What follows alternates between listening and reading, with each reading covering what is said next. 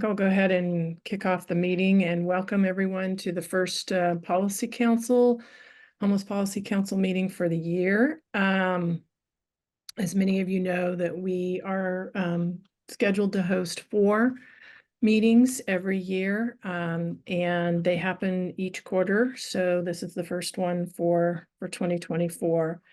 For those that are in attendance in the audience, this is a listen-only presentation. The council is given the space to really deliberate and converse among themselves on the many different topics around addressing homelessness, particularly at the regional scale and at the system level. So we appreciate your participation by viewing, and certainly staff will try to capture your questions or comments to be able to address, if not during the meeting, then after the meetings. So with that, I think what I'd like to do is, as we usually do, is to welcome the Policy Council to the meeting. And if all the council members that are present can begin to come off mute, introduce themselves, and then just maybe give a statement or two about, how you're coming today in terms of what's on your mind for today's conversation and beyond, just to kick us off. So I'll start that, I'm not on the council, but I'm Lisa Bates with Sacramento Steps Forward. I'll be helping to facilitate the meeting, and I appreciate just the tremendous amount of work that all of you are doing every day to address homelessness. And I think some of the information that we're going to be sharing in this meeting will demonstrate just a lot of the actual investments and work that is really great to see, and that we need to do a better job of continuing to be able to share out all the work that is happening around addressing homelessness. So with that, I'll turn it over to whoever else would like to go. Or Lisa, this is Rich Desmond. I'll go. Sure. Can you hear me okay? Yes. So Rich Desmond, Sacramento County Supervisor representing District 3. Thank you for hosting these meetings. I think this commission or the council is a very important venue for all of us in the county to discuss the policy issues relating to homelessness. Obviously the county and the city of Sacramento are doing a lot of work together. I think really good work, a lot more work to be done. But I think we all are aware that we need to be looking at ways to have a more formalized regional approach. And I think the council is kind of is a part of that process in determining the best way forward as a region. So look forward to the discussion today and continued discussions. Thank you. Great. Thank you. Good morning, everyone. This is Mary Jane Lopez Taft, council member for the city of Citrus Heights. I'm really excited because we just heard yesterday, I hold my community affairs committee meeting at our chamber, and we're delighted to hear that the homeless budget audit report will be published on or around March 14th. So I'm really looking forward to hearing, and it's going to be publicized in 2 different reporting dates. So first it's going to be, I believe, statewide funding, and then the second half of the report, which will come, I believe, a month later, will be local spending. Good morning, everyone. This is Eric Guerra with the council member for the city of Sacramento, District 6. One exciting project that has started breaking ground this week is the WellSpace Wellness Campus. That's a city, county, state partnership with First Steps community. We hope that we'll meet the summertime mark here to have 175 small manufactured homes with on-site services, both on-site therapists, but the beginning of what will be a mental health and substance abuse center, along with multiple dental care and healthcare needs for folks on top of it with housing. But the exciting part is we're breaking ground and we're taking that next step forward. And I just want to thank all the partners involved in this 12-acre site. Thank you, council member.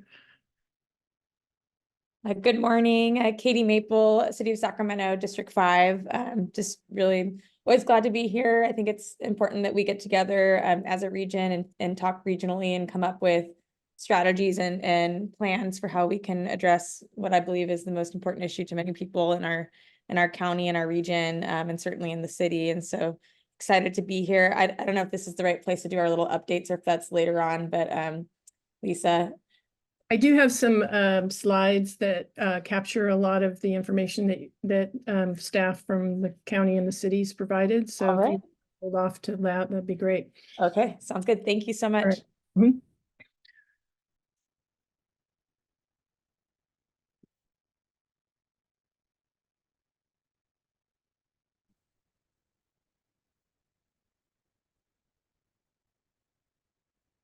Other panel members?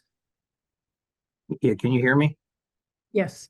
Okay, I can't find myself anywhere on here. So if I did not rename myself, it's because I don't know how. This is Patrick Kennedy. And I guess what I'd like, because we do have the slides coming up and I want to echo what Eric said. That's exciting what's going on in Stockton Boulevard. But at some point I'd like to hear from you, Lisa, and your staff are these helpful? Because this all came out, I think we all understand the importance of a regional effort. There's some people talking about JPA and all of that. This is kind of intended to act as that regional sounding board for policymakers.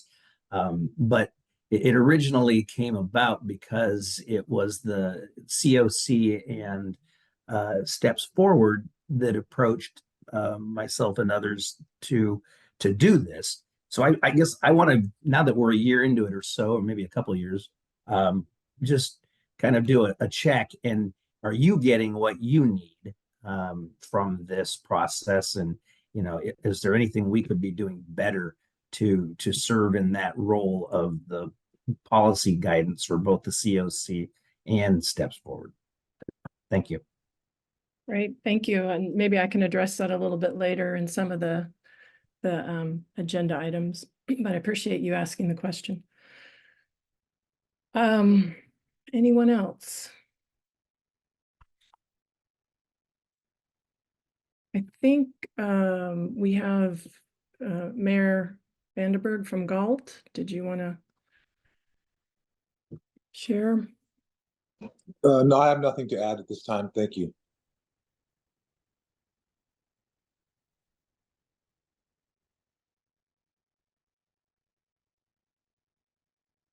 All right, last call. Any other council members on the call today? All right, then let's proceed. So just as a reminder, that as Supervisor Kennedy mentioned, this is going into actually probably the second full year of the Policy Council. And it was originally intended to provide broad-based collaborative and strategic leadership in response to the homelessness crisis. It's a space for you in particular as the decision makers of the region to come together and address and talk about homelessness more from a system perspective or a regional perspective, and really to cross pollinate information about what is happening in respective jurisdictions, solutions to address homelessness. It is also a forum for both your staff and SSF to, share with you information at a deeper level that may help support the policy directions that you're taking at your respective cities and counties. One thing I will say is that I hope that we can perhaps move the Policy Council to have a bit more of a say or an oversight around the new plan that is hopefully to be adopted next year, the Regionally Coordinated Homelessness Action Plan, also known as All In. Because I think as there has been a lot of work done, particularly between the city and the county in a formal partnership agreement. And from my perspective, just all the work that has happened at not only the leadership level, but also at the administration leadership level and in the coordination that is happening is really bringing, I think, a greater sense of understanding and alignment, particularly between the city of Sacramento and the county of Sacramento. And with that, coupled with a really robust plan that we'll get into with very tangible action steps, combined with the data that we are hoping to ramp up significantly for you all, I think there's the next move potentially in terms of how do we codify a bit more of our commitment. And that goes to the surrounding cities as well, to this plan and the actions contained within it, because I believe that there has been a tremendous amount of work with the partnership agreement, with the local homelessness action plan, and with all of the staff to really look at what are those levers that we need to focus on that help and support in moving to a more solvable situation around homelessness. And so we need to have some fidelity and commitment to those things that we are bringing to you as your staff and SSF around the things that we think that if done and done well, will lead to changes. So how do we maintain fidelity to those actions and stay on course? So I think that this policy council could play a big role in helping to reinforce that that direction. And that would be a bit more right now than what currently is largely more of a sharing of information. The other thing I was going to mention, and I'm glad that Supervisor Kennedy kind of gave me the opening, is that I personally have started to, really look at the data, particularly the system level data, and we want to get that out in a consumable way to all of you. But with the coordinated access system, with all the work with the partnership agreement, with the work that is happening with the RCHAP, it is now, in my mind, much more conceivable for us to directly correlate some of the data results that we're seeing from the system to the actions that you all are taking. And I think we need to go to that next level of understanding and awareness that when a policy or an investments are being put in place, we can more directly tie, and here's how that's affecting the system. So it's pretty exciting for me to see a lot of these pieces come together so that we can inform you all with how we think the data is responding about and the results are responding to the actions that are happening within the community. We didn't have that ability to see that more direct correlation, and I think we're starting to see that, and hopefully the plan that you're going to see today will reinforce the need to continue to collect, monitor, and understand and learn from what's emerging from the data as it continues to become better and improved in terms of the quality of the data that we're receiving. So I don't know if anybody wants to comment now, but Hey, Lisa, yeah. it's Rich. I'm so glad you said that, because I do think that has been and perhaps it is because of the lack of data, but that has, I think, been something that's been missing for a long time in the conversation. Real tangible ways for us to measure the success of our efforts. Not only ways to tangibly measure it, but accessible ways to measure it. So thank you for prioritizing that. I think that's really important for all of us and certainly for everybody we represent.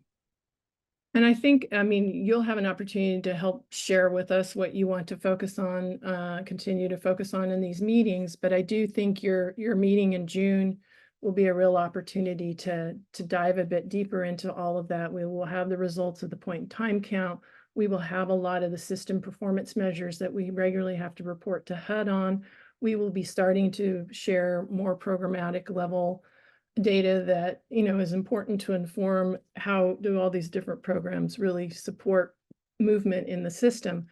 But it is it has just been very helpful, and I know it's not recognized or understood, but the alignment and the coordination and the ability to have consistency, whether it's the coordinated access system, it's the community standards we're putting in place, all of these things provide that baseline for you to have much more reliable data and real-time data that help you see the influences of your policy and funding decisions.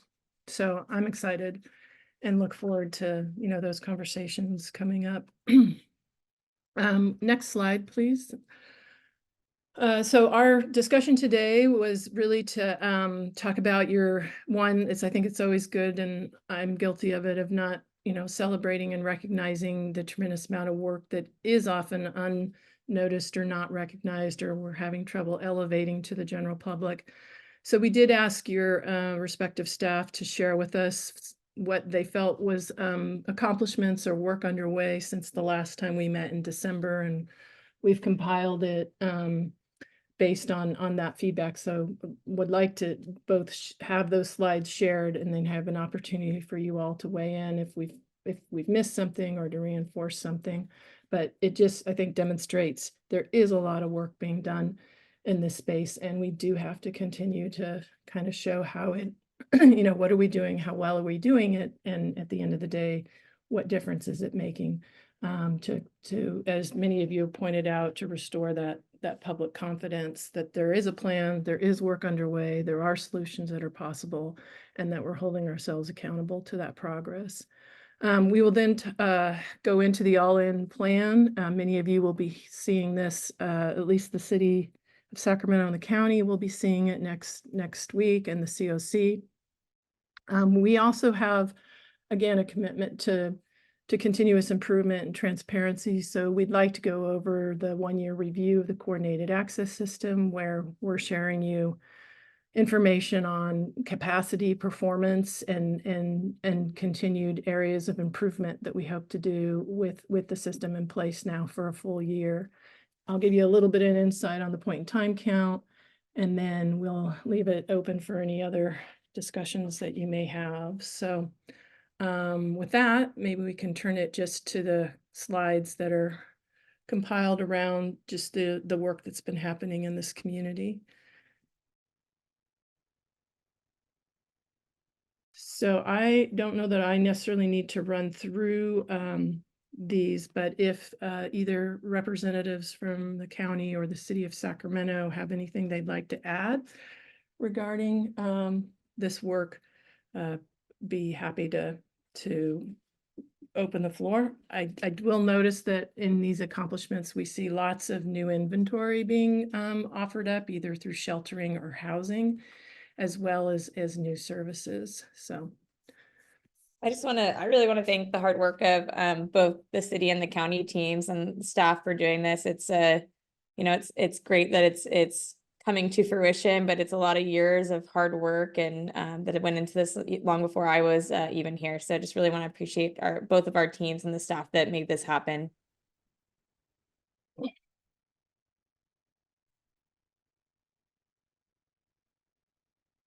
okay, great. So here's some of the county and city accomplishments. Next slide, we have also some information from our surrounding cities.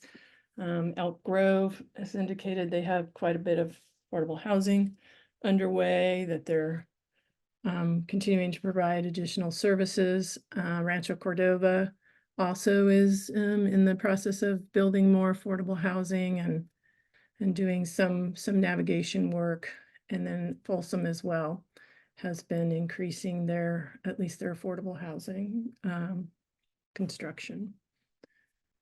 And I know this, was a topic of interest too, as it relates to SHRA's affordable housing plan. So partly we'll probably be seeing some more aggregate data coming out of the dashboard that SHRA is committed to putting up in March as well. Anybody from these jurisdictions or staff care to? Well, this is Mary Jane from Citrus Heights, and I cannot remember the last time we met and if we announced this, but we had a wonderful grand opening in January for our Sunrise Point apartments, which are affordable housing units. And we welcomed with much fanfare because it took a very long time to get it, but it's fully rented and they're integrating into our community really well. So that's a big win in our community. Yes, thank you. That's collaborative with Jamboree and Hope Cooperative serving families, and it is a beautiful facility. I go by it a Correct. Thank you. lot. Any other reactions or comments regarding the work?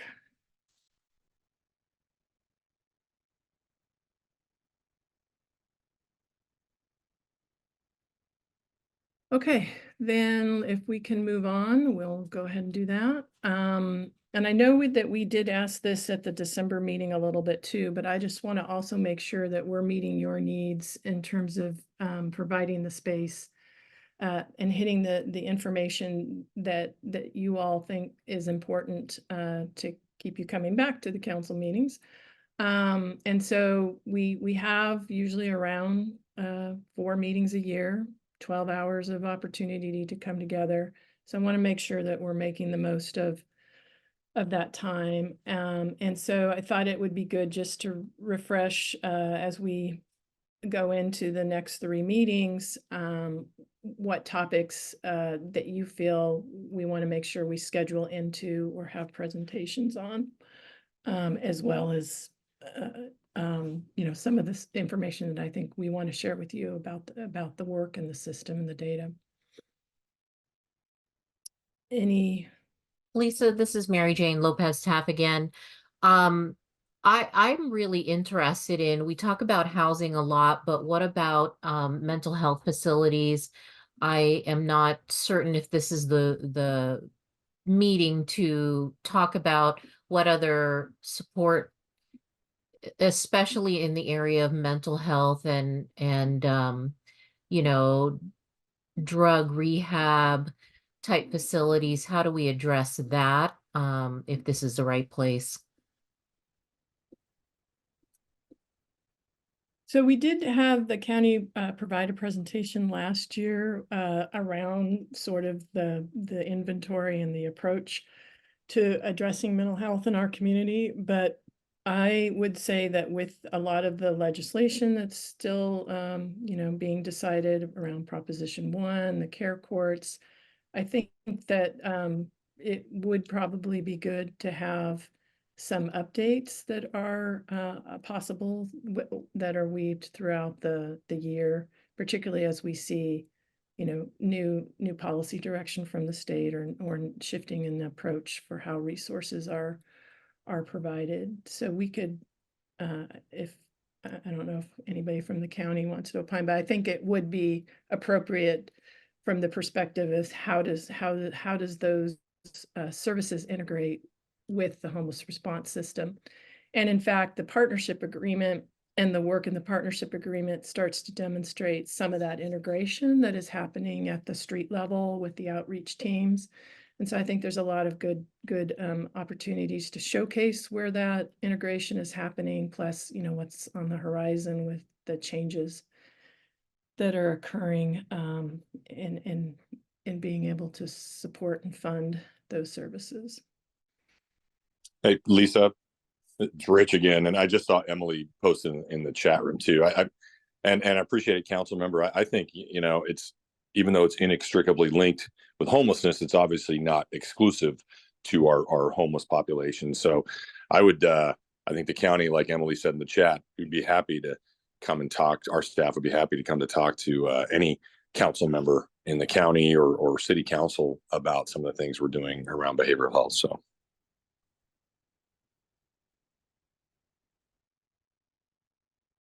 Any other topics folks are wanting us to dive in deeper on? I sound like a broken record, but I'll keep saying it. I really think that a topic of discussion that we should have moving forward is how we can have a more formalized structure in the county with all of the partners on board, especially as we work to implement the regional plan that you all have worked so hard on. Really excited to build those partnerships across the county and with our other cities. Thank you. Thank you. And one thing we want to highlight to your point, Councilmember Maple, is that during the development of the RCHAP, we made sure that all or most of the surrounding cities staff were part of the process of developing the plan. So we wanted to make sure that there was deep engagement in the plan development, in the anticipation that there would be more discussions and work at the leadership level about the cities actually coming on board and adopting the work of the plan as well. We knew that given the tight time frame, it probably wouldn't happen for the submittal to the state, but that was the intention and the request about how do we bring everyone under the all-in plan and again the fidelity to it. So appreciate you raising that. Anybody else have any specific requests?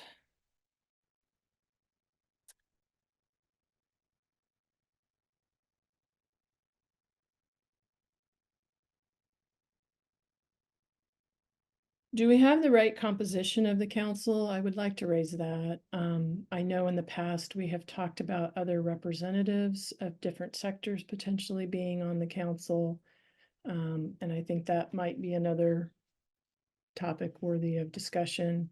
So we did attempt to have elected leadership as well as your COC leadership, both SSF and the COC.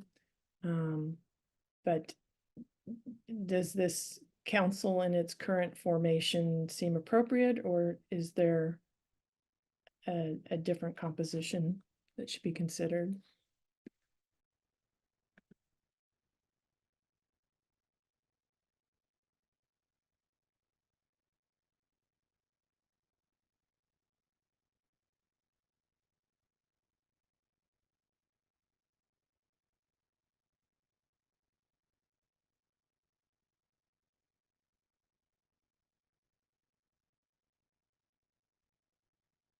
Okay, I'm not seeing anything in the chat, I don't think, or any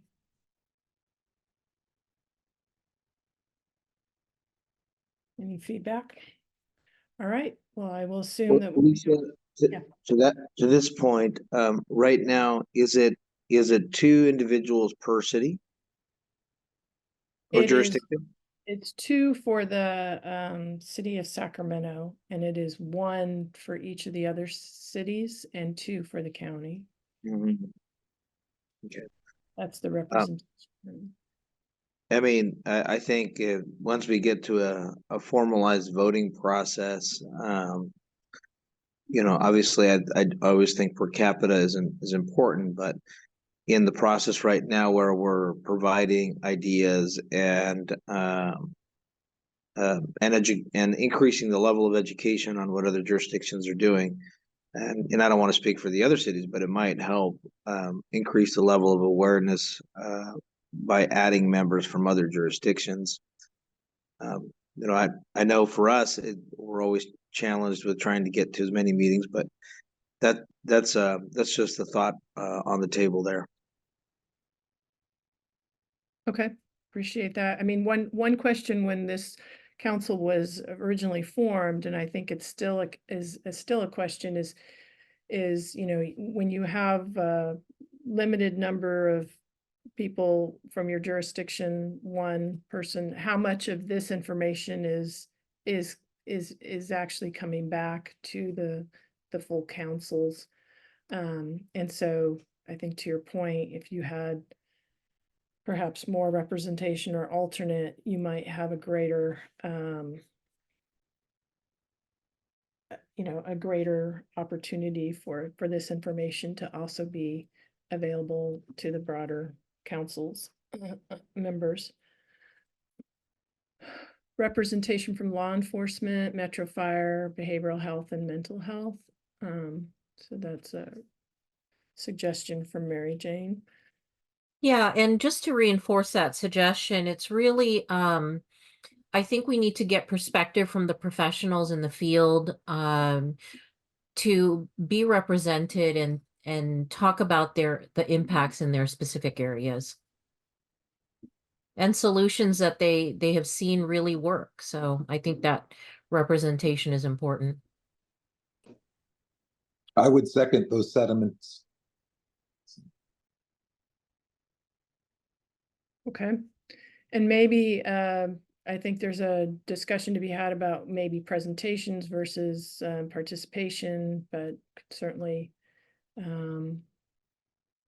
think about how to make sure that there is the breadth of information being shared in the context of the homeless response system from the different systems that are, or participants that are interacting, including law enforcement. And first responders like the fire departments. Okay. Sorry to interrupt, but also I want to agree with that. I think it's great to bring in the other partners that we know are, you know, the boots on the ground and often the first responders to it. I also am thinking, you know, the health plans and health systems as a part of this, them having a role in that as well, and then maybe on the workforce side, you know, because all of these components play a role, whether it's in the experience in the moment or after the fact. I think having a more holistic view would be good. Okay, thank you. Well, and as we're talking and as you all are sharing, I'm thinking about the 8 solutions for the RCHAP and that, you know, some of the statements that you're raising fit nicely with those solution areas as well in terms of do we have representation. So I am being told I need to move on to the next item. So if you have more that you want to share with me or to put in the chat, be happy to continue to receive your feedback. But I think we're going to go ahead and move to the next item, which is the all-in action plan. And so I'm going to just preface it with a few remarks and then turn it over to Joel Riphagen from our staff, who's going to give you an overview of both the process of creating the plan as well as the kind of the high level details of the plan.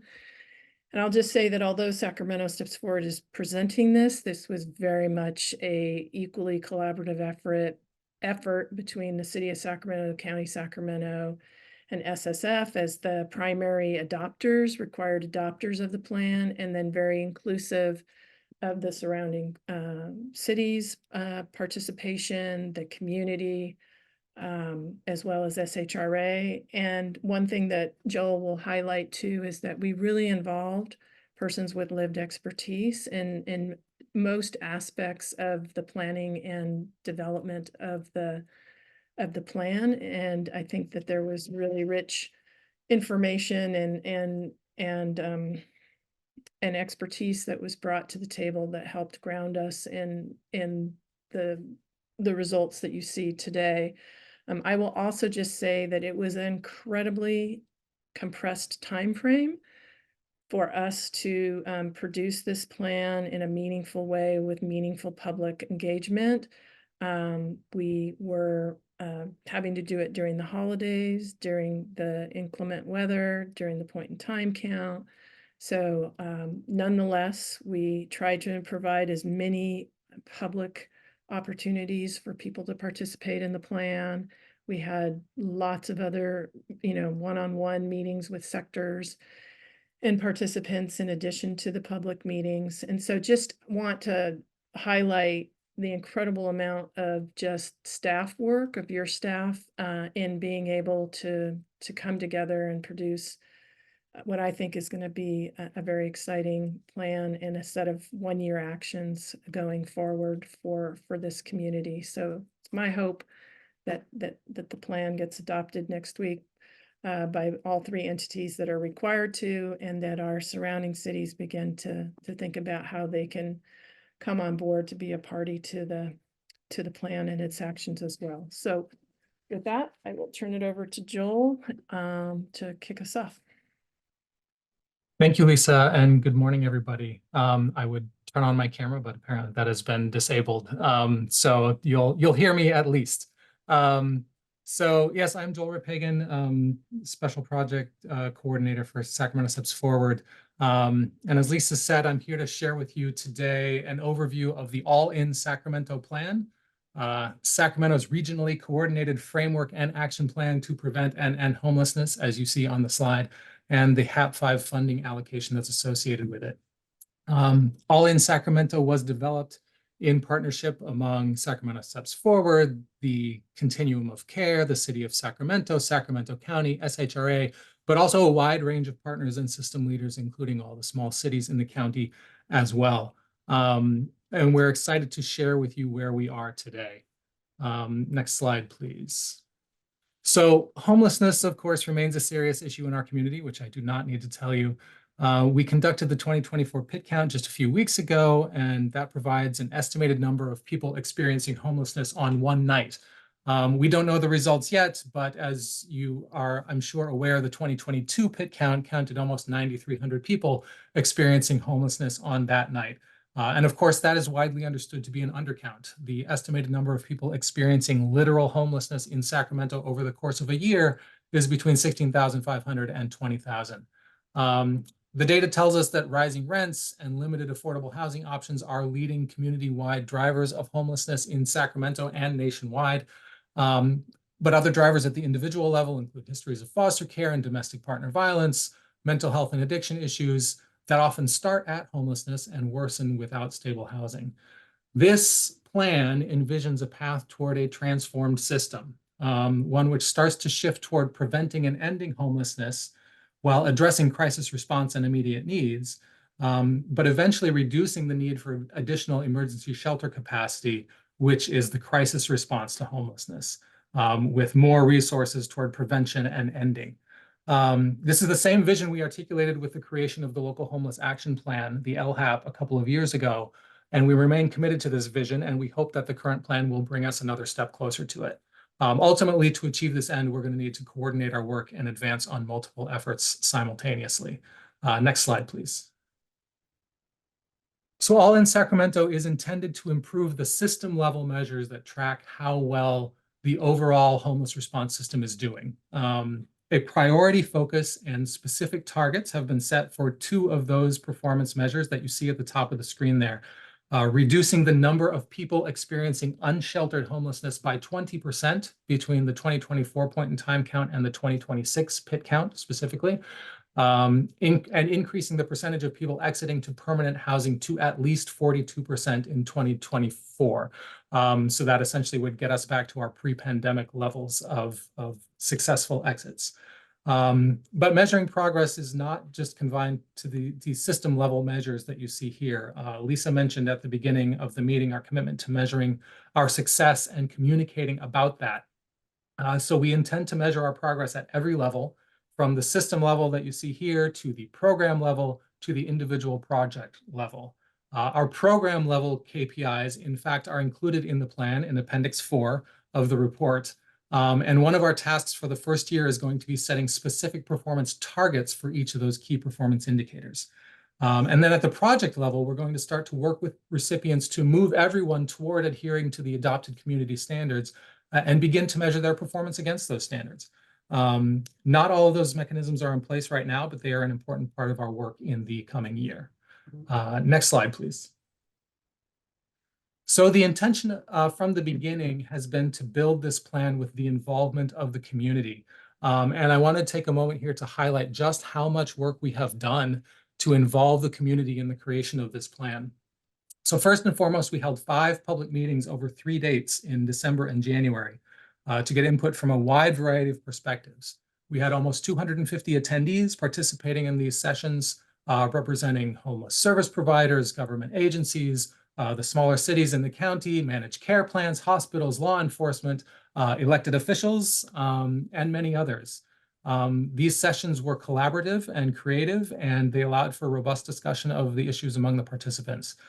In addition to the public engagement process, we also held dozens of individual meetings with partners both inside and outside the homeless response system, and held a number of discussions at public continuum of care committee meetings. So some of those entities that you talked about being involved in this meeting, we had discussions with all of them.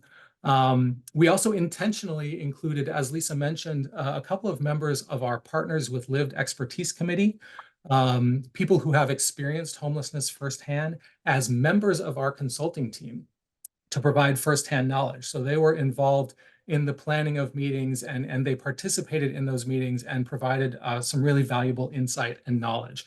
And their names are Daryl Rogers and Christy Smith, and we're very grateful for their involvement in the creation of this plan. So all told, we've put in a very large amount of work into consulting with and incorporating feedback from our partners and the community at large. The goal has been to incorporate the wisdom of the community to help us arrive at a plan that is forward-thinking, but also implementable and as broadly supported as possible. Next slide, please. So All in Sacramento provides the overall strategic framework for a unified approach to addressing homelessness across Sacramento County.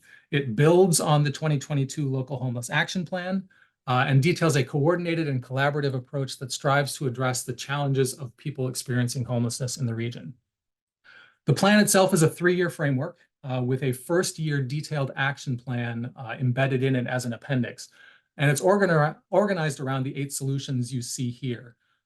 Built on a set of core guiding principles, and together the 8 solutions are intended to cover the entire framework for preventing and ending homelessness.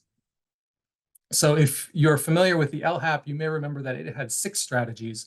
We believe that this list now with 8 covers all the pieces of the homeless response system, including pieces focused on preventing at the beginning, like the first interactions that people have with the system with coordinated access and navigation, diversion and prevention, for people who can be prevented from falling into homelessness, outreach and engagement for those on the street, the sort of emergency response, emergency shelter, and interim housing. And I've just been given permission to share my video so you can see me as well. Good morning.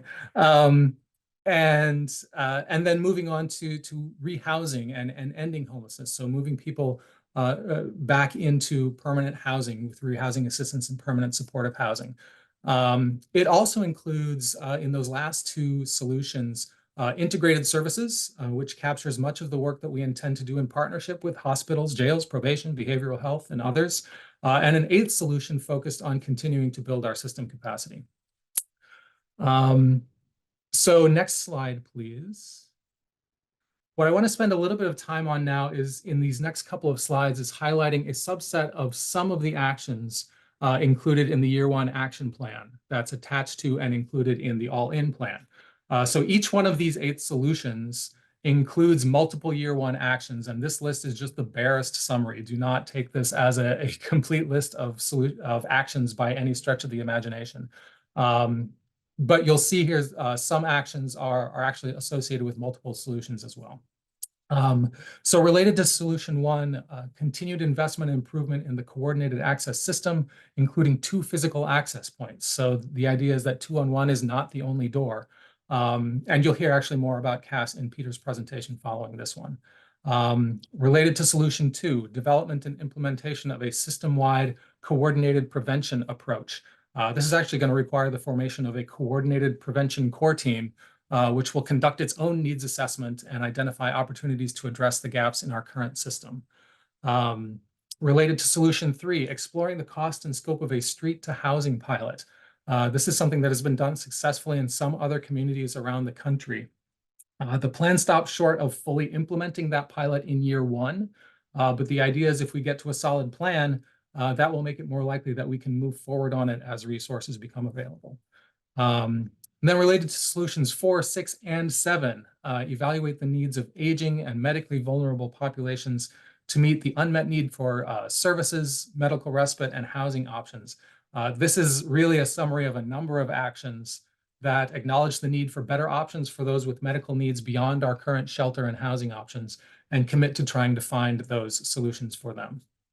And then related to solution 5, set a multi-year plan to fully operationalize existing rehousing programs and address rapid rehousing gaps. So we've actually already been working to get a better handle on the current state of the capabilities of our rehousing programs and updating our gaps assessment in this area. So a key focus for this first year is going to be working to help get those existing programs to meet the community standards and plan for expanding our rehousing capacity moving forward. Next slide, please. Continuing then, related to solutions 5 and 6, improving utilization and lease-up rates to accelerate housing placements, including creating move-on opportunities.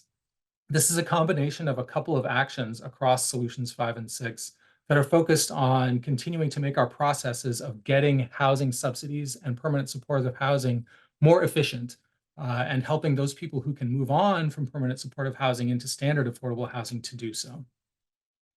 Related to solution 7, the integrated services, expand intentional partnerships with systems, including behavioral health, hospital, jail, public benefits, and employment, improving access to resources for people experiencing homelessness.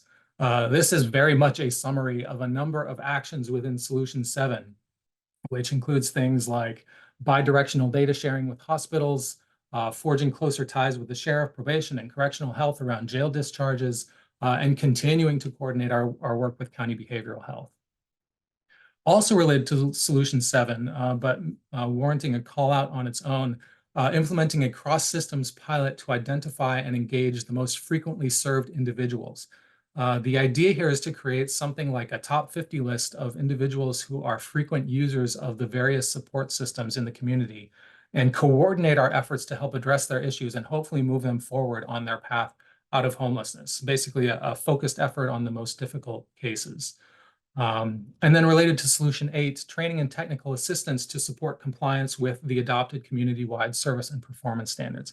We mentioned earlier, the idea is to begin to get recipients into compliance with the community standards, but a key component of that is going to be training and technical assistance to support them on that path. So that's a very brief rundown of some of the actions in the year 1 action plan. I encourage you to read the plan yourself if you want to see the rest, and I will have a link to the plan here at the end of the presentation in a couple of minutes. Next slide, please.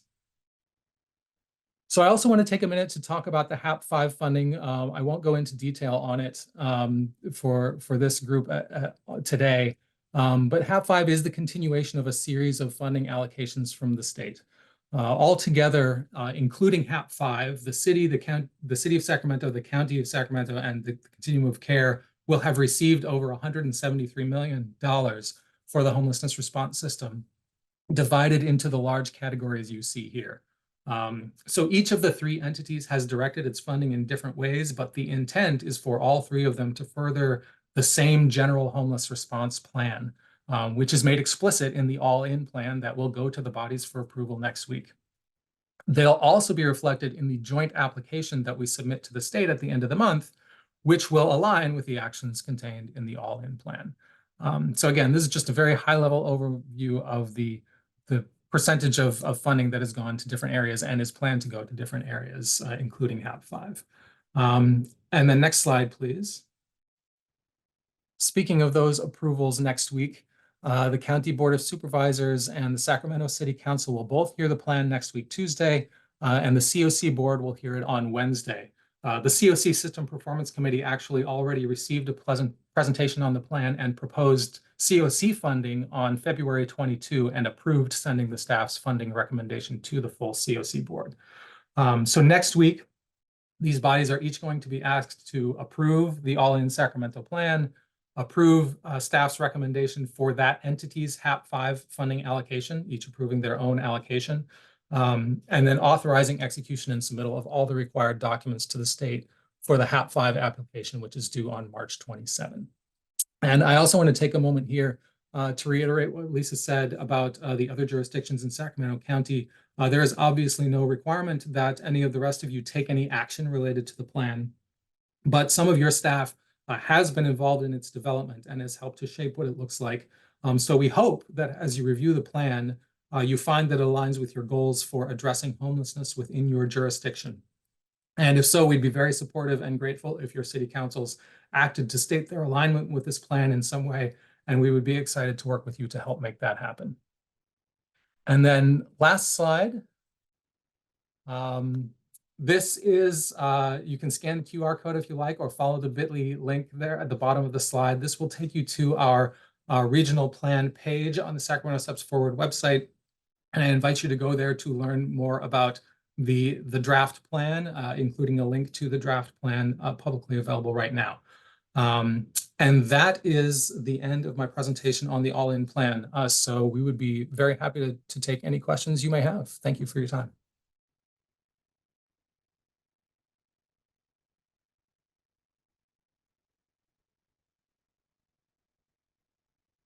I know that was a lot of information to share.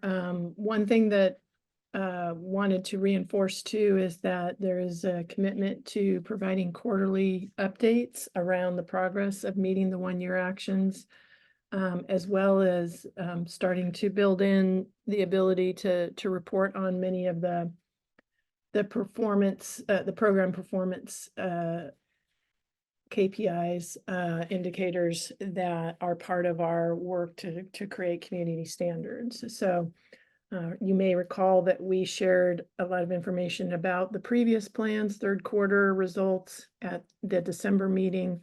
And you can expect that as we've folded everything into this new plan ongoing, that we're committed to the transparency and accountability of monitoring and watching how well we're doing in advancing the actions of the plan, as well as the overall performance of our investments in the various interventions. So is there any feedback or questions or thoughts about what was presented?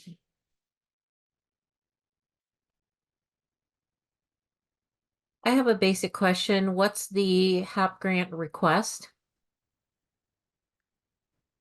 That's a good question. The way that the state basically determines what each jurisdiction will be provided with a combination largely of looking at their point in time counts, and I can't recall maybe some other factors. And so for HAP 5, which is the current application round, maybe somebody can quickly pull up the numbers. I think Yes. Yeah, so for HAP 5, the city of Sacramento can receive about $27 million, Sacramento County, $12.8 million, and the COC itself, $13.3 million. So the total amount of HAP 5 coming to the Sacramento County, the Sacramento region, is about $53 million. Thank you. And I will say that, part of the discussion that is happening at the state is each year, the amount of resources that the state provides, varies. And of course, currently they're negotiating a budget deficit.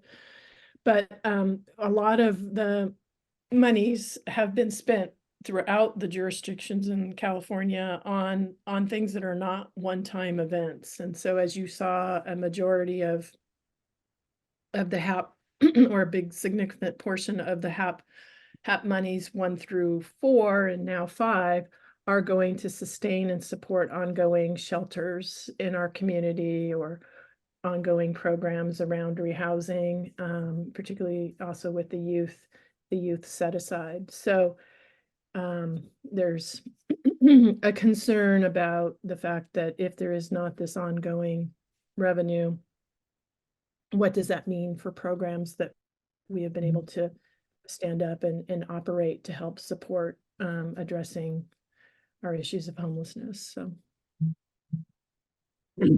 Yeah, Lisa, this is Patrick. So I read the all-in plan, and there's good stuff there, and I do not want anybody to take offense of what I'm about to say, because I know a lot of hard work has gone into this, and it is good stuff. I guess if I had a comment, it's that there's a lot of talk about assessments and a lot of talk about coordination and establishing processes, and it's very government. And we're governments. That's not necessarily a criticism, it's just a fact. But if I was just a member of the public that didn't sit in on a lot of these meetings, I would just see a lot of pretty words. Are we going to get to the point where I could show this to somebody from the public who thinks we're not doing anything, which is a lot of people, you know, regardless of all of the work all of our jurisdictions and you guys are doing, there's still the feeling that we're not doing enough. Is there going to be a follow-up document to this at some point that's a little more specific on and gets into the weeds of exactly what we're doing, you know, number of, you know, target. I mean, I see that, you know, the 42% and those numbers, those goals, but it just seems like it's still going to be lacking the specificity that the public is looking for in what we're doing. And I'll join in on that and agree. I concur. This is Eric from Sacramento. Yeah. So I can start off with a response, but I think I would like Mario and Emily to weigh in, because there's always a balancing act here on a couple of things. One is, as I was trying to mention, the resources that we are getting from the state for HAP are largely going to support ongoing activities. So there isn't like new money for new initiatives or new things. And so there was a lot of sensitivity in the creation of the one-year actions to make sure, one, they were doable in the year, and two, that they were considered to be resourced or funded. There was a concern that the timing of this that this plan, you know, sits outside of your respective city and county budget processes, right? And so I think as the detailed work plans get produced, as your budgets are formalized, and this is a nice roadmap for your budgets, then I think there is a lot more specificity that can be added and included and pointed to in terms of how your budget decisions or your actual investments tie back to the activities in the plan. There is also an expectation that we're going to set targets, particularly for our programs. And that's the work ahead that we hope to have set in July. So yes, it may, in my opinion, it may look or feel, as you mentioned, a little bit processy or governmenty, but there was some concern about getting ahead of, you know, decisions that you all are making in your respective communities. But certainly as those things are being decided, they should be incorporated into making the document or the plan more real and more concrete. And so I will turn it over to Mario and Emily to add more about their perspective of how this plan correlates with, you know, the work that you're doing in your respective jurisdictions. Thank you, Lisa. I certainly understand the comments that are being made regarding the RCHAP document being a bit you know, it doesn't like tell the story extremely well, but we are aware of that and we are working with each other. The city did a survey, you know, of our homeless response that looked at the various players as well. And one of the things that came out of that is that we really need to spend a little bit better time sharing the data and coming up with ways of getting that data out there to the community that is digestible and readable. So we are going to be working on that in the future. I want to say that the RCHAP, you know, that the purpose for that document is not really to tell the story. It really is to help us get better coordinated, and it is a sort of a planning document. That's kind of the nature of it. But I do accept the comment and the feedback regarding the fact that we need to tell our story a little bit better. I know we've worked on various dashboards, but again, it's kind of fragmented. And one of the things that I think we need to work on better is to coordinate all of that effort in terms of how we put that data out there in a way that is more digestible. And I think that's something that we definitely need to work on as well. Yeah, and I would concur with what both Mario and Lisa said, is trying to strike that balance between presenting something that's realistic and achievable, given that this plan doesn't come with new money for the most part, slight new money, but really not substantially new money, but also making sure that we are aligning projects that we're doing locally. And I think this is what Mario was saying, and we're at the county also committed to doing this, is incorporating those measurable outcomes in the projects that we fund, making sure they align with the strategies laid out in the RCHAP, and then collectively with the COC and our partner cities, reporting out on our progress, and then, making recommendations to pivot should those things not work. I mean, I think that all of us are nervous in budget time. We have a lot of projects that have been relying on these funds for a long time. But one of the things I think RCHAP's setting us up to do is both better support them with better outcomes. And then if the outcomes don't live up, giving us that platform to start making informed decisions about reallocations in the budgetary context that we're in right now, where there's not a lot of new resources coming to the table. So definitely hear you, Supervisor Kennedy, and we're committed at the county level and then with SSF to try to, move towards more actionable steps and letting the RCHAP sort of guide us. So. Okay, so that's helpful. And I'm just going to kind of belabor the point that I think I heard you make, Emily and Mario. So I guess from a practical standpoint, then I'm just going to speak county now. As we go over the budget, we should be able to tie just about all of our expenditures on homelessness to one of these activities, one of these 8 principles or guiding activities, and then be able to populate it. And every jurisdiction, if we're truly buying into this as our plan, then, for example, coordinated access and navigation #1, then just, here is the list of things that are in our budget and what we're doing. And then 2, same thing. 3, same thing. So that everything ties back to this plan, if this is in fact the plan that we're settling upon. So is that accurate? I would definitely say that is accurate. Yes, we should, and we can actively, as we're working towards budget, making some notes for you, we can do that work as we take our budget recommendations to you. And yes, that's what you should be looking for. Okay, thank you. And oh, thank you. Yeah, I just wanted to agree with Supervisor Kennedy and Councilmember Guerra that I think telling our story and communicating this out in a way that the public can really understand and digest is very important. But I also recognize that the folks who are in the creation of this document, y'all are, policy experts. You're the people who are really working through those details and working together to ensure that those get implemented. And so I think, maybe these partnerships on the storytelling side need to come from our communications folks. And so at least from the city perspective, we can work with our communications team to make sure we're telling the stories.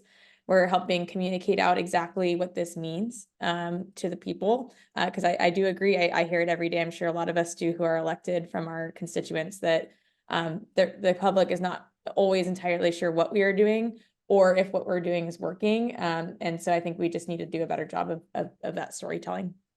Thanks.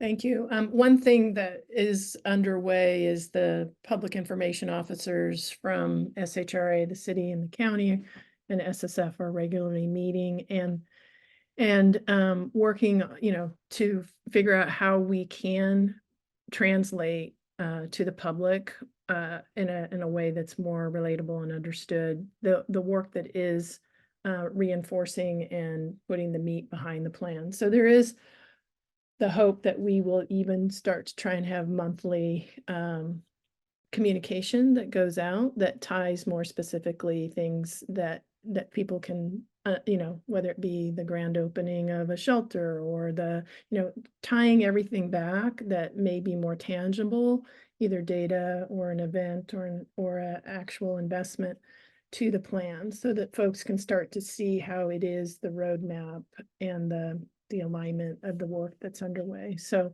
definitely a lot of thinking going on with our communication folks around how to do that. Any other feedback about the plan? Lisa, I appreciate the presentation. Question on a totally different piece of it, but it is specific to the plan. We talk a lot about the throughputs, what we're doing with people already experiencing homelessness, and the outputs, which are the expectation of our activities after we've worked with an individual experiencing homelessness or near homelessness. But your point two on the plan is something that I'm really interested in, because how do we actually prevent homelessness? And I had heard just a very, very quick snippet when Joel was talking, and thank you, Joel, very good presentation, about some reasons why people enter homelessness to begin with, whether it be domestic violence, mental health issues, unaddressed mental health issues. I would just like to know better, how did individuals enter homelessness? Because if they did not enter homelessness because they have housing issues, that's kind of a throughput measure. But the input is they experienced domestic violence, let's say, and then, they were kicked out of their home or something to that effect. How do we affect that input so that our throughputs and our outputs are measured, and our spends, as it were, are directed in the right area? Mhm. Yeah, I mean, homelessness certainly is impacted by a lot of upstream things that may happen in people's lives or in society. We can certainly share at a future meeting, more information. There's been a recent study across California around homelessness, one of the most extensive studies. We also collect data from our point in time count, where we ask, what were the conditions that led you to become homeless. From it's usually multifaceted. It's not usually one single event or issue. But we can, share some of what, nationally and statewide has been done around research in that area. But I think there's a growing recognition, even among the homelessness response system space, and you'll see if you track HUD and the federal agency, Interagency Council on Homelessness, who, by the way, they would like to come and speak before you all, the director, sometime in the fall, I think.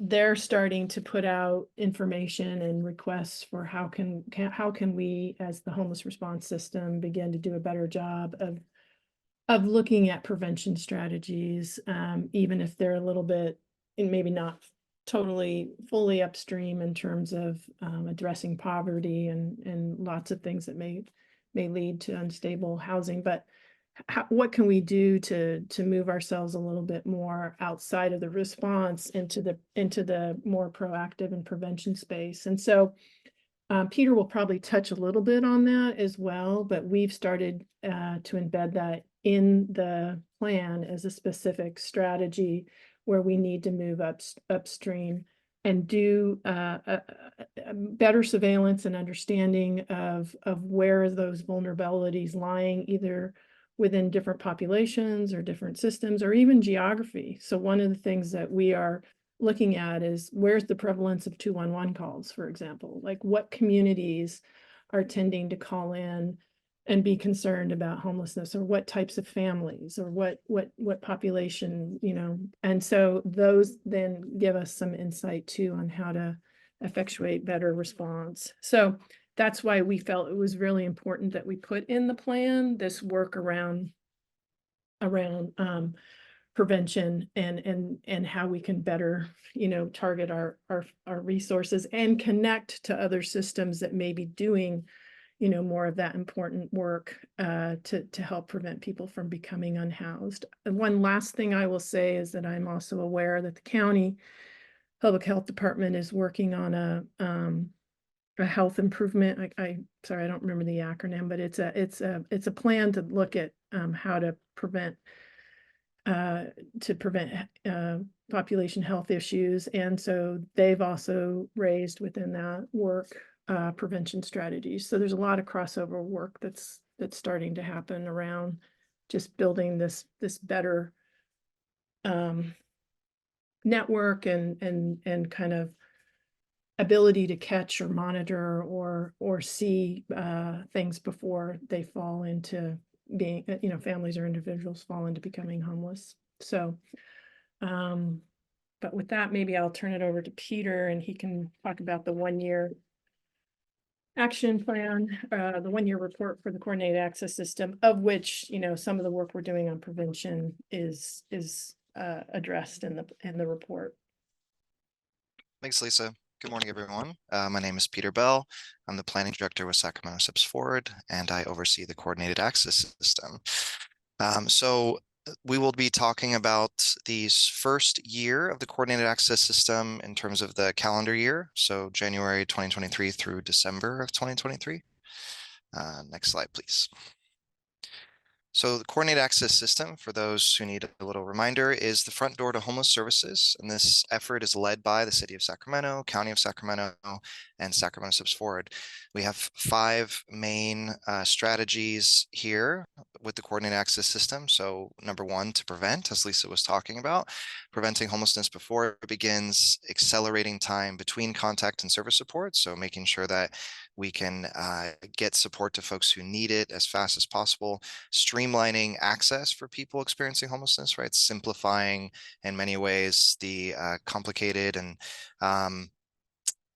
varied processes that exist in our community to make that easier for folks to navigate, optimizing our existing shelter and housing programs to help perform improve their performance, and forging a cohesive homelessness system of care.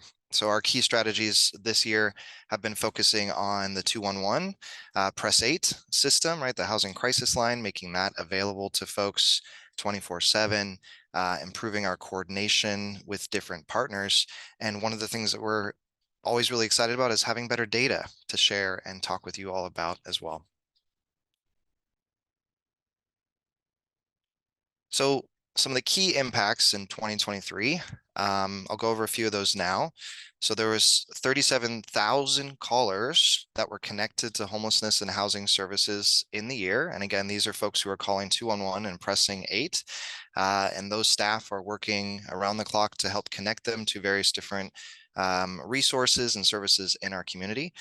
We like to hold ourselves to monitoring the median wait time for folks who are calling into this line. So in this year, the median wait time was 4 minutes and 20 seconds. As I mentioned before, we were able to expand the 211 housing crisis line operating hours to 24/7, 365 days a year, and that began in November of 2023, getting up to that level. So that's still relatively new, but we're excited about that. There were 2,133 households that moved into housing during the year.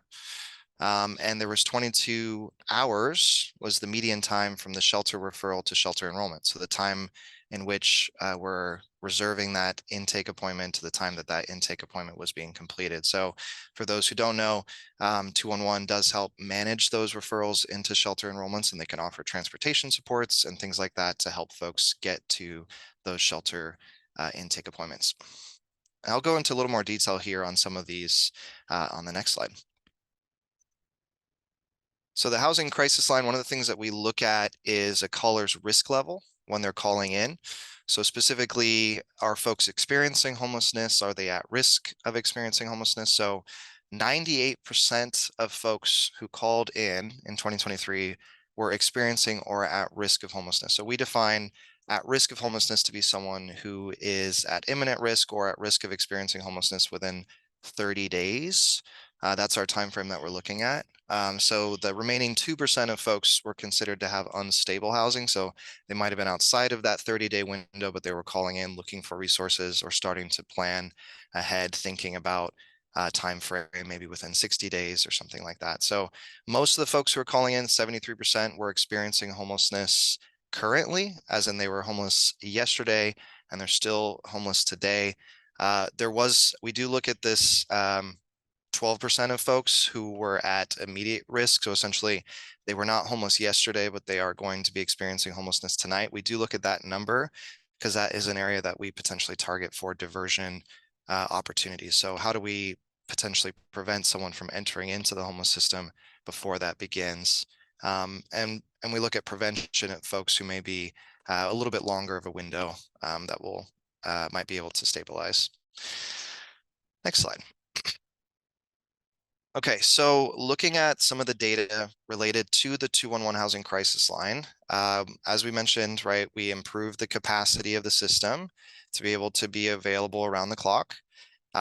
72, so one of the things that we look at is percentage of folks who are engaging with the system who are seeking shelter, right? So our system, we have outreach staff, we have other staff in our community who can perform shelter assessments and support clients who may be presenting at their front doors or may be engaged in encampments and things like that. So in terms of the percentage share, right, 72% of households who are seeking shelter called 211, as opposed to being engaged through those other opportunities. So as I mentioned before, 37,000 callers were referred to housing and homeless resources. And of the zip codes in Sacramento County, the ones that you can see on the right represented about half of all of the calls were coming from those 10 zip codes. So when Lisa mentioned in terms of like looking at the prevalence of folks who are calling from various different communities, this represents about half of those communities that we're calling in. So a good percentage coming in from 95811 and 95823.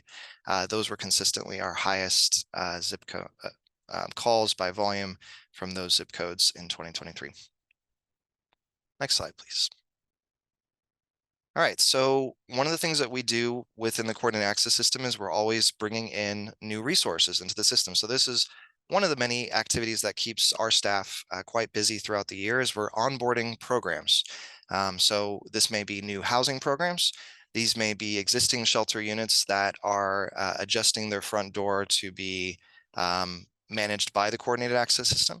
So in 2023, we converted 541 shelter units to be available through CAS, and we onboarded 565 new permanent housing units. Many of these might have been home key investments, No Place Like Home, or new permanent supportive housing programs through HUD funding, as well as domestic violence specific programs as well.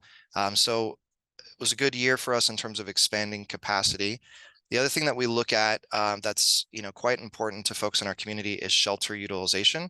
So how are we utilizing our existing shelter capacity on any given night? So we broke that down by individual programs, family programs, and youth programs. And so you can see the gray bars are kind of the pre-CAS utilization and the green bars are the CAS utilization. So shelter utilization performance was improved under CAS participating programs. So essentially our effort to fill beds is effective. There are still opportunities for us to continue to improve upon that. And we'll talk about that in some of our enhancement activities later. But ultimately, there was 2,133 households that moved from crisis resources into housing programs. And so those crisis resource programs include the CAS participating shelters, as well as the coordinated access navigating team and our problem solving access points, as well as some of the permanent housing programs I mentioned that are managed through the coordinated access system. Next slide, please. So taking a deeper dive into some of the shelter programs. So towards the end of the year, really looking at approximately about 50 emergency shelter units that are available every week. We often get asked like how many units are available on any given week. So in terms of performance, as I mentioned before, 211 is managing the referrals into these shelters through a variety of different data resources and processes that we share with them. 73% of those referrals resulted in a shelter enrollment. 27, so the inverse, were unsuccessful due to clients missing intake appointments for a variety of different reasons. And as I said before, there was a median 22 hours from referral to intake. So in terms of outcomes for shelters, we're seeing 2,068 households enrolled into shelters in 2023, and 713 households moved into permanent or temporary housing from shelter. So one of the things about the coordinated access system specifically is that what the system allows us to do is to prioritize folks who are really vulnerable either to death or serious adverse health outcomes by remaining unsheltered. And so one of the things that we can look at is how does vulnerability, when we're prioritizing based on vulnerability, how does that decrease over time? So the graph on the right shows how when we began working with family programs in our community, which was really June of 2023 was when we kind of onboarded families, we can see that vulnerability begins to decrease in our community as we begin to prioritize those most vulnerable families for shelter placement throughout the week. So that's definitely something that we're going to continue to monitor over time, is what does the impact in terms of vulnerability look like as we continue to prioritize the most vulnerable folks for those immediate shelter beds. Hey, Next Peter.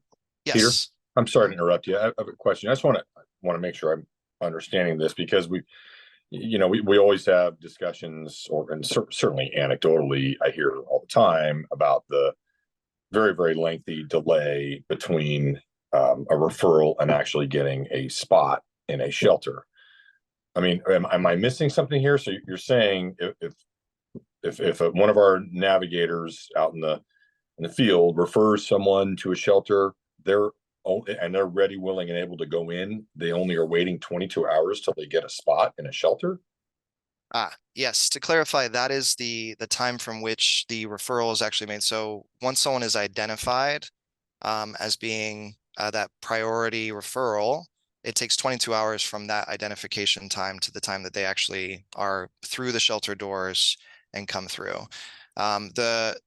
I believe the report does outline more details related to what's that median length of time that it takes for folks from their initial assessment.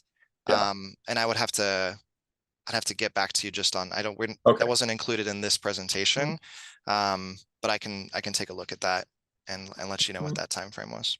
Yeah, because I think that's really the crux of the issue a lot of times, right? I think we all need to understand that better, because that is going to help inform, of course, how much more shelter capacity we need. So I'll look forward to a little more detailed, discussion about that, and I can follow up with you offline or later on. Yeah, one of the main things to definitely be aware of for sure is just that we're not able to fully address the demand for shelter in our community. So there aren't enough beds for everybody who's seeking them. So that is where you see prioritization, which is what we're sort of looking at on the graph here. It really starts to take more of a prominent role in managing those, is because you're looking at folks who are extremely vulnerable in our community and attempting to connect them to those. Yeah, I get it. I just think it gives the false impression that, hey, if you want a shelter, you may be able to get in 22 hours. And that's certainly not the case. I mean, I hear obviously people still waiting 30, 60, maybe 90 days to get into shelter. So. Yeah, and we'll talk a little bit more about that in our enhancements activity too. Like, what are some of our commitments around timeliness, and how do we help tell that story, I think, to our community members who are experiencing those longer wait times. Thank you. Next slide, please. Hey, Okay. I'm sorry, can I just add one more thing? I think Peter's got in the slides kind of what percentage of the demand we can meet currently with our existing capacity.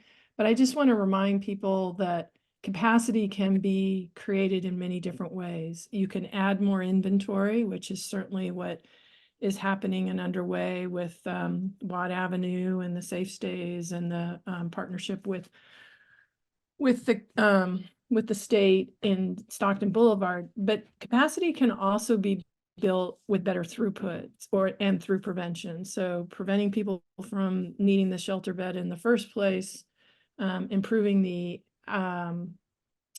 placement rates out of shelter, and shortening the length of stay so that your beds turn over. So I want to also just put in context that there are inventory is one way, but also how you're able to be more effective with the inventory you have and manage your inflow.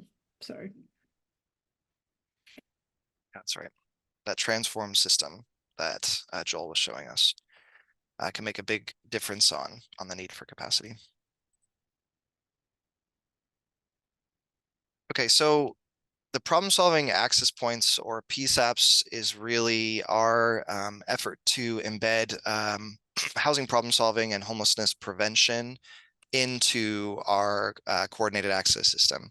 So one of the efforts we do here is we onboard different providers through a training process that we do that's led by folks with lived expertise of homelessness, providing training in support with national best practices around housing problem solving to community providers here in Sacramento. So what we're able to do is we train staff within those organizations to be able to provide housing problem solving.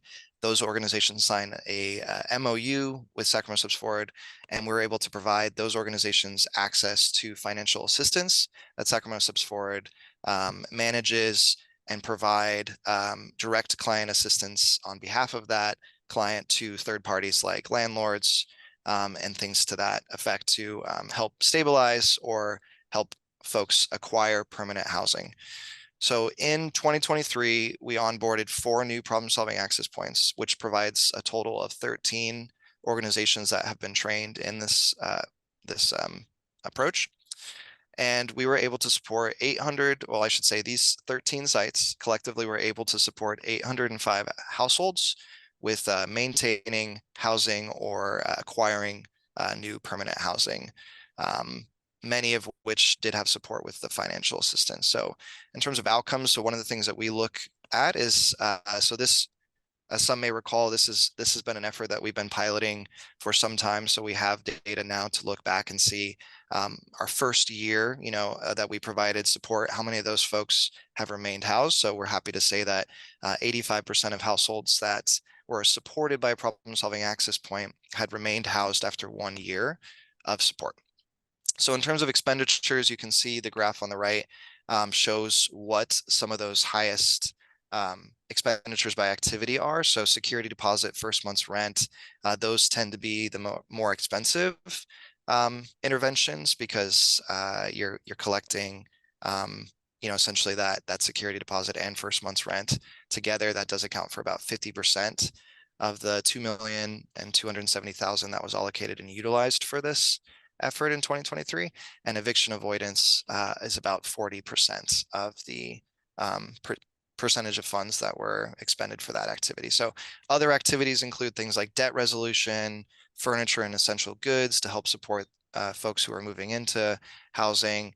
There might be other supports like employment assistance, which includes things like vehicle repair, moving assistance, help relocation funds to help move folks to communities across the nation where they may have family members and things like that, that we're able to support them. So we're really excited about this activity, and we're going to continue to keep working and growing and make sure that we can embed our housing problem solving efforts into our access points across as we continue to grow into 2024. So yeah, next slide. Okay, so just in terms of what we're planning for 2024, as Joel mentioned earlier, some of this is tied to the RCHAP effort, the all-in plan. So looking at investing in more services, specifically looking at increasing physical access points in our community and having 2 physical access points that we can begin to bring in and onboard in 2024, which will help support folks who may not have cell phone access and other things like that, and provide that opportunity for folks to engage directly with services, which may also help them with acquiring benefits and uploading documents necessary for permanent housing and things like that. So we're excited about that opportunity to provide more of that in-person support. Looking to continue to onboard more housing and shelter programs. So we know that there are more housing units in the pipeline scheduled for 2024 that we'll be able to continue to bring in to the coordinated access system, as well as some planned shelter programs that we're working to incorporate as well. We want to expedite shelter placements. So as we were talking about a little bit earlier, there are some opportunities that we think we can implement that will help expedite shelter placement for our most vulnerable households. So unfortunately, we do recognize still that we aren't able to serve everyone with our existing shelter capacity. So we'll have to continue to make those hard decisions about who is able to access those shelter programs. But one of the things that we're looking at is now that we understand better the vulnerability of folks in our community, we can look at a subset of those vulnerable folks and say, whenever those folks present within our system, we can engage and work with them immediately rather than trying to re-engage with them or call them back or search for them after their initial point of contact. So how do we mobilize that initial point of contact to make sure that we're not losing folks or that they're not slipping through the cracks and that we have an opportunity to connect them to a shelter bed in that moment? Furthermore, we want to continue to expand access to the financial assistance to assist in acquiring permanent housing, specifically for shelter participants. So we're aware that, not every shelter in our community has access to rapid rehousing supports and things of that nature. So being able to help embed some of these successful strategies that we've been seeing at the access level into some of the shelters might help improve some of the placements from shelters for folks who may not need long-term, subsidized assistance, right? So helping to work with some of those folks who can more rapidly exit shelter and providing access to funds to help those shelter staff support clients in those situations. And then lastly, in line with sort of that engagement with those extremely vulnerable households, we can provide some increased access to short-term bridge options that can help aid specifically extremely vulnerable families with minor children that may be presenting in our system, and finding options where we can help maybe extend that opportunity of a short-term shelter stint until we can connect them to longer-term resources to make sure, again, that we're not letting folks slip through the cracks, and we can support some of those most vulnerable families in our community with that time-bound assistance. So stay tuned for more. We're excited about the the growth and some of the success that we've seen in 2023, and really look forward to continuing to grow and coordinate with all of our partners and all the providers in our community to keep trying to make a impact on ending homelessness. Thank you.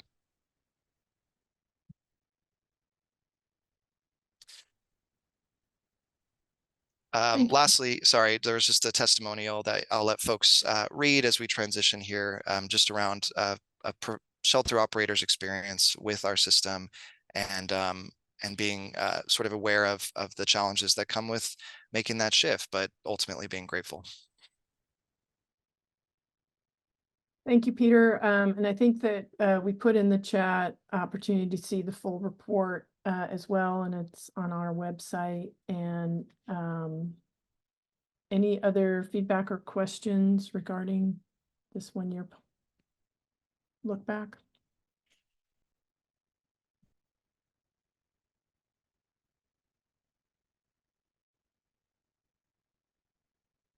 Okay, I'm going to move on. Just real quick, wanted to give you a bit of information about the process that we undergo. It's a very prescribed process that we go through as a community that's receiving federal resources. We have obligations to do a number of things. One is to conduct a point in time count at least every other year. Many of you are aware that we conducted one earlier this year in January. And so we hope, excuse me, to have that point in time count report available to the community probably in early May. As part of the process of developing the point in time count, we also have to look not only at unsheltered counts that were collected or determined from the physical surveying and census work that we did in January, but we also need to work with our providers to tell us how many people were sheltered on that particular days that we did the point in time count. So it's both the sheltered count and the unsheltered that comprise what you will see as our updated number in early May. Some of the things that we know already in terms of the unsheltered count is that we saw more surveys conducted than we did previously. So that will be reflected in the data that we're able to provide you. Is those actual conversations and interviews provide a lot of information that people often want to know about in terms of how do people become homeless, or what would be helpful for them not to be homeless. So that data collection is really informative for some of the work ahead. In addition to the counts themselves of people, we also do an inventory of how many shelter beds do we have in our community, how many permanent supportive housing units do we have. So we hope to share with you in May or June at your June meeting, how are those investments playing out in the system overall? Are we seeing increases or decreases in our sheltering and in our housing resources? My suspicion is that it will show increases in permanent supportive housing, most definitely, and hopefully increases in shelter, year-round shelter capacity. So those things all help inform you too, in terms of what you have available to address homelessness in our community, and we'll be sharing those with you as well. So that's just a quick update on the homeless count. And I think we have some information, and we do appreciate all of you who have helped support the count this year. I think we had more volunteers than we've had in years past. The weather wasn't so great the first night, but we were able to make sure that all of the territories that we intended to survey and count were counted. With that, I think we're at the end of our meeting, unless there is any other things that you would like to share as final remarks. I do want to note that we will be sending out a request to move the June date. We have a conflict at SSF for the date that was presented, so you'll please be on the lookout for a request for a revised date in June. Councilmember Maple. Thank you. Wonderful presentation, a lot of information, lots to go back to the community with, so appreciate it. I do have one quick question, which is that I think it was in the last Homeless Policy Council meeting, it was mentioned, I think it was the county or was doing some research on different shared governance models. And I'm not sure what the status of that is, but would love to see whatever outcomes from that research, and maybe it's something that can be shared with the broader group here for discussion. Thanks. I think, I don't know if Emily or Mario want to weigh in, but certainly can provide an update to the Policy Council in the June meeting.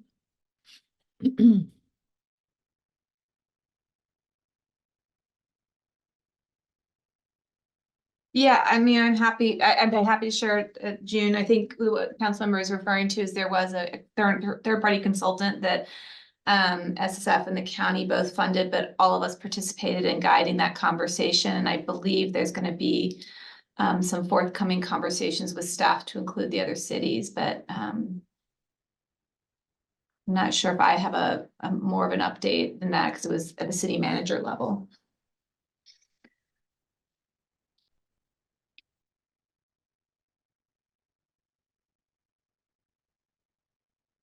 Is there something that came out of that could be shared, considering with the group here, so that we can just have that information?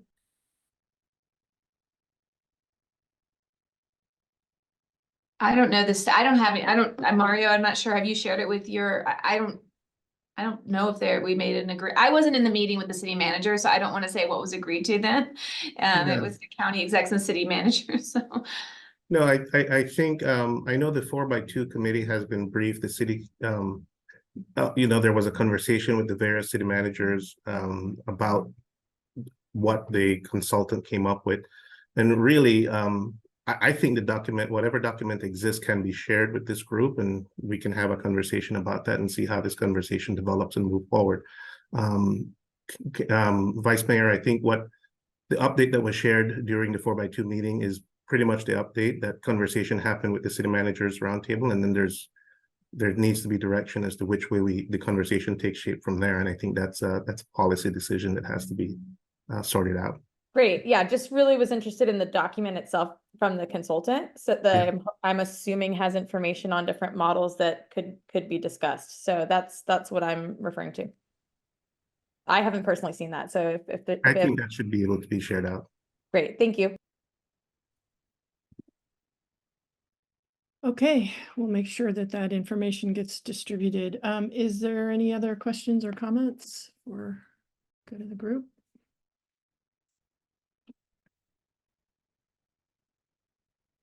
All right, well, thank you again. Appreciate your participation and look for our request to change the date in June. And I think we'll have a whole lot of information again to share with you at the next meeting.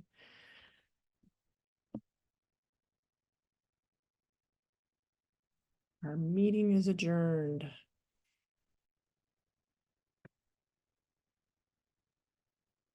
Thank you, Lisa and team. Thank you.